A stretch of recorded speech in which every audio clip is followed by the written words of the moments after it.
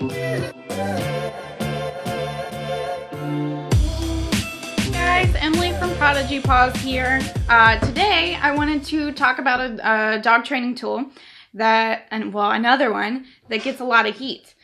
So in my last video I talked about prong collars. So today I'm going to talk about, the other one that on the worse than the scale, and that is this one right here, the e-collar. So this tool right here gets villainized so much. It's often called a shock collar. If you're calling it a shock collar, you shouldn't be using it until you've gotten some more education on it.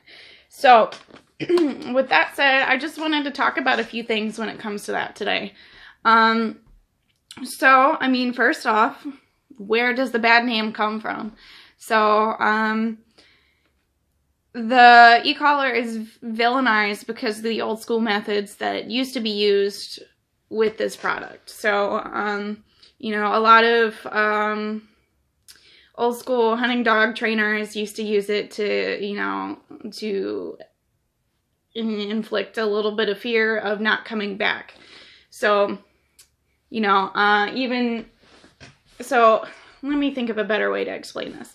So if, a dog was on the chase of, say, a rabbit, and, the owner would try to recall the dog and they wouldn't come back, so they would use the stimulation to scare the dog into coming back to the owner.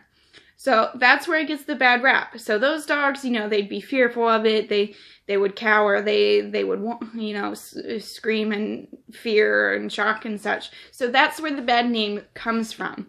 But since then, there has been so much progress made in not only the technology of the e-collar, but the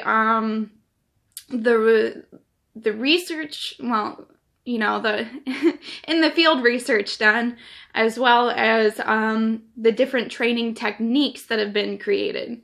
So that's where the bad idea, the bad ideology or the bad rap comes from. So with that said, I just wanted to kind of talk about some of the background of it. I'm going to give you guys a demo today, as well as, talk about some resources to use if you're actually interested in using not a prong collar, an e-collar. So I'm saying that because I just saw those right behind me here too. I just got in a shipment of supplies, so everything's a little messy at the moment. So with that said, let's talk about the positive only community here. So part of the reason that the e-collar gets a bad rap is because of the purely positive community. I've found a lot that the positive only crew does not do their research on the tools. They just kind of write them off because, they see all the stuff from, 30 plus years ago where e-collars were used in a negative way. So now, among balance trainers, you may at some point hear the term death before discomfort. So that means, that's kind of a sarcastic term that's been used as a political statement, whereas a lot of positive only trainers who see an aggressive dog case will recommend euthanasia before they ever recommend seeking out a trainer who uses tools like e-collars or even prong collars in some cases. So the idea, sometimes these tools cause some discomfort in dogs. I'm not going to tell you that, it's 100% positive all the time. That's not the intention of the e-collar. Which I'll dive more into proper use here in a little bit. But so the idea of death before discomfort is how silly it is that people will refuse to use such a tool as an e-collar because they're worried it'll be abusive, when it's not an abusive tool when used correctly. So of course, to rehab a dog who is aggressive, you want to know how to use it correctly, so it's not going to be abusive. Now, with that said, I wanted to give you guys a demo on myself, again, similar to what I did in my prong collar video, of what the e-collar feels like. So, a quick description of it. There's, if you're on a lower level, it feels like somebody's just taking their finger and tapping your hand. That's like, that's literally what it's gonna feel like. And then if you use a higher level on yourself, it's gonna feel like those electronic massagers. Not like the ones that do the kneading, but the ones with the pads that give you that electric stimulation to contract your muscles and then release them. So that's exactly what it feels like. And I mean, I can prove it to you through video here that is what it does. And I'll show you how once I get everything turned on here. Oop, I just turned it off. Here we go.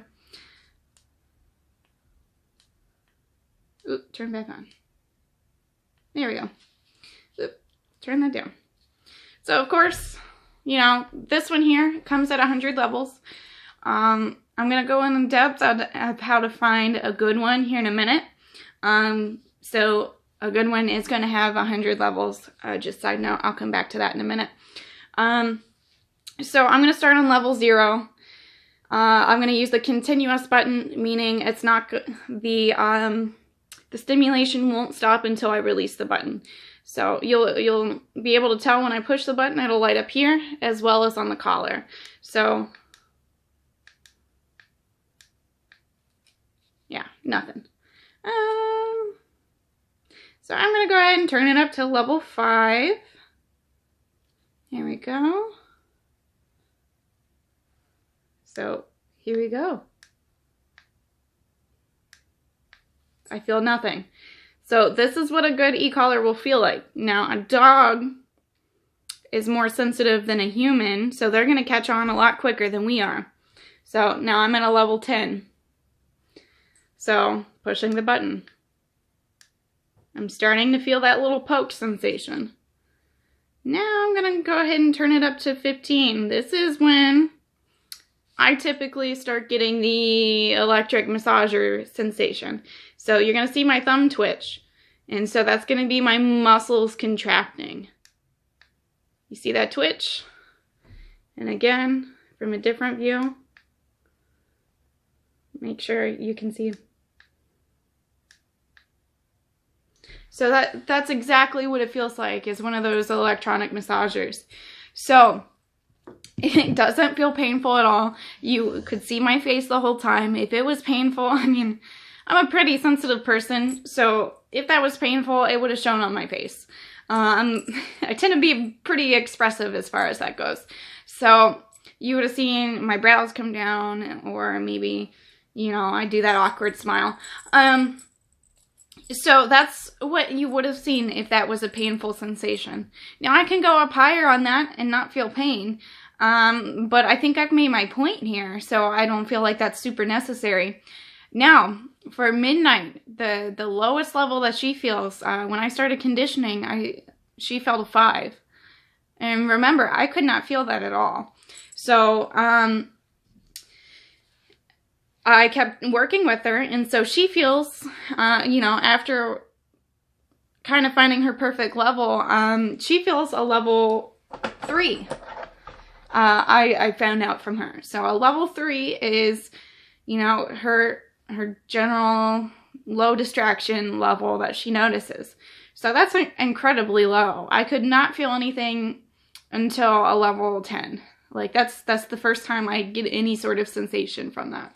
So that's I mean that's pretty great. So the idea why an e-collar has 100 levels of stimulation is so that we can have smaller jumps in between the levels. So if a collar were to have 15 levels of stimulation, you know, from a level 1 to level 2, it's going to be a lot larger jump than it would be from a 1 to 100. So instead of like for a 15 level e-collar, you know, the level of stimulation on one of those could be to compare it would be like a level 0 to a level 10 on here. So we definitely want to find a better middle ground, because, you know, for Midnight, that's going to be kind of scary for her. She's a surprisingly sensitive dog for one who's so stoic at other times. So it's kind of funny. But with that said, you know, I'm just going to talk about some proper use with it. So to use an e-collar properly, you want to start off with conditioning them. So condition them to the collar, make it super fun, make it positive. You know, you don't want it to be scary. You know, if you're starting out with the e-collar, this is a book that I really recommend. It's called, you know, E-Collar Training, Everything You Need to Know on E-Collar Training by Larry Crone. It's a really wonderful book. It does have some dog training language in there, so, you know, if you get this and you're a little confused by some of the vocabulary, please reach out and let me know. But I just wanted to show you a couple of things out of this, you know, out of the first pages here. I'm not going to take away from, you know, Larry's book here. So this graph here is super important. So, you know, it's like a pyramid, or he's got steps, is what the graphic here looks like. So the conditioning phase is the first step. So that's where you want to start your dog at. So condition them. Everything's super fun with it. Start off with just recall and maybe one or two other commands with that. And then, of course, you have your intermittent phase, you know, where you practice in different places. So once your dog gets the idea behind the e-collar, start practicing in new locations, helping them generalize with it. And then, of course, the maintenance phase. And so that's going to be, you know, just touching up on things occasionally. You don't have to use the e-collar quite as much anymore. You don't actually have to, you know, use the buttons hardly at all anymore. But that's super wonderful. I mean, a tool that you don't have to use forever is always something good you want to have on hand. So a quote I just wanted to read out of here real quick as well is, you know, today e-collar training is combined with positive reinforcement to create beautiful harmony. Now, that is where it should start. So starting with the positive reinforcement is always the way you want to go with any kind of training. Sometimes it's not always possible, but you want to try and start with it. Any good trainer is going to use mostly positive reinforcement. Now, to talk about what that is, it's one of the 4 learning quadrants, which I will post up another video at another time, going more into depth about the learning theory and what the 4 quadrants are. But some of you may already know what that is. So positive reinforcement, you know, purely positive is what the purely positive community uses a lot. So positive reinforcement is just rewarding the dog for a, you know, to reinforce a good behavior. So with that said, you know, what the e-collar is used for is to say, hey, look over here, and then, you know, we make it super, super fun for them. You know, oh, what a good dog, things like that.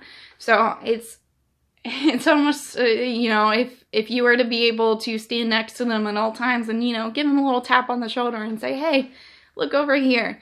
You know, that's literally what the e-collar does. So very wonderful tool. And that's kind of the basics on some proper use.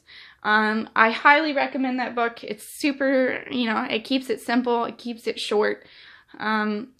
It's really good for beginners. Like I said, it does have some of that dog trainer vocabulary in there. So if you have questions about that, feel free to reach out to me. Of course, when it comes to that book. So one last thing I want to talk about is how to find a good e-collar. So finding a good e-collar. This one here is my favorite. This is the Mini Educator from E-Collar Technologies.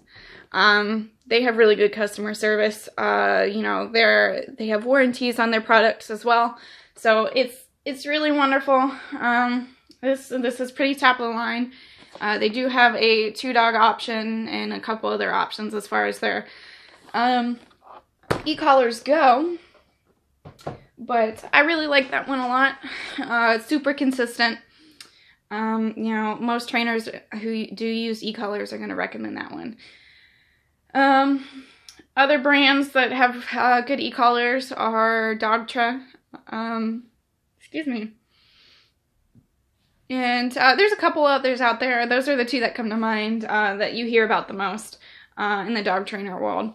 So let's see what else here. So like I mentioned earlier, you want one that has 100 levels of stimulation. Now, just because they have 100 levels of stimulation does not mean it's going to be very good. Sometimes they'll be inconsistent, which is about the worst thing you can have in an e-collar. Or sometimes the levels will still be ridiculously high. So, you know, they'll feel like the level 1 is going to feel like a level, let's say, 25 on this. So we definitely want to make sure that on a level 1, you cannot feel the stimulation. If you can, you need to go and get a new e-collar, because that's not going to be good news for anyone. So, I mean, again, what you feel is going to vary person to person as well, just like it does for dogs. So it just depends. It depends on your dog, and of course, the more consistent the e-collar, the better you're going to have, the better training you're going to have. If your e-collar is super inconsistent, and your dog's not going to understand what it is. In some cases, with some e-collars that have been incredibly inconsistent, that can cause some fear of the collar itself if they become collar aware, which is a whole nother topic in itself.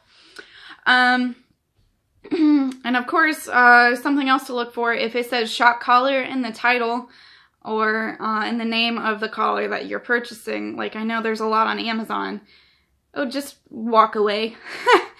Chances are those are cheaply made. The people who make them don't have a good idea of what they're supposed to be doing with it. So walk away from those, or run if you can, and look for something a little better quality. Look at the reviews, you know, if there's professional trainers who are reviewing those products, that's something else to look for as well. But again, the best ones on the market are going to be from Dogtra and e-collar technologies. My personal favorite is e-collar tech, just because they have good customer service, and, you know, I use them a lot. You know, I'm registered as a dealer with them, so I sell them to my clients as well. So make sure you do your research on what you're buying before you buy it. Because otherwise, you know, you could be setting your dog up for failure, and that's about the worst thing you can do. That's going to be more cruel than using an e-collar in the first place. With that said, if you guys have questions, or if you're concerned about, you know, a potential e-collar purchase that you're looking at, or, you know, you just have more questions about the e-collar in general, feel free to add them in the comments. Or, you know, reach out to me at my website, prodigypaws.com, and, you know, ask any questions that you have. But I think that's all I got for today, so I hope to see you guys in my next video. Alright, guys, bye!